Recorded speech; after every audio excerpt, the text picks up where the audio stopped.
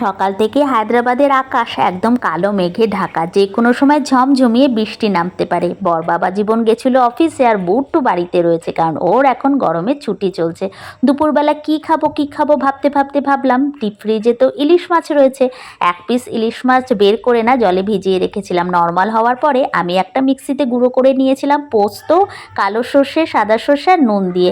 অনেকটা গুঁড়ো হয়েছিল, তাই যেটুকুনি ইউজ করার করলাম, বাকিটা আমি একটা বক্সে করে ফ্রিজে রেখে দিলাম। অন্য কোনো দিন মাছের ঝোলে ইউজ হয়ে যাবে। তারপর ওই ইলিশ মাছের টুকরোটার মধ্যে নুন, হলুদ গুঁড়ো, লঙ্কার গুঁড়ো আর এই যে গুঁড়ো মশলাটা এটাও দিয়ে দিলাম। তারপর টক দই দিয়েছিলাম।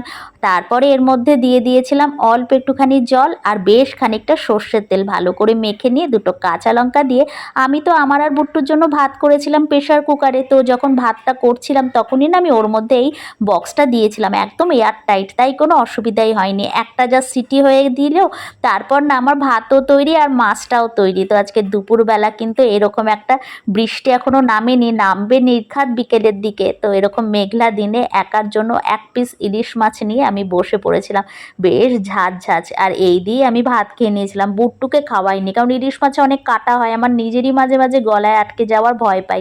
তাই জন্য বুট্টুর জন্য না আমি ভেটকি মাছ বের করে রেখেছিলাম। আজকে রাতে কিন্তু খাবো খিচুড়ি আর ইলিশ মাছ ভাজা। টাটা।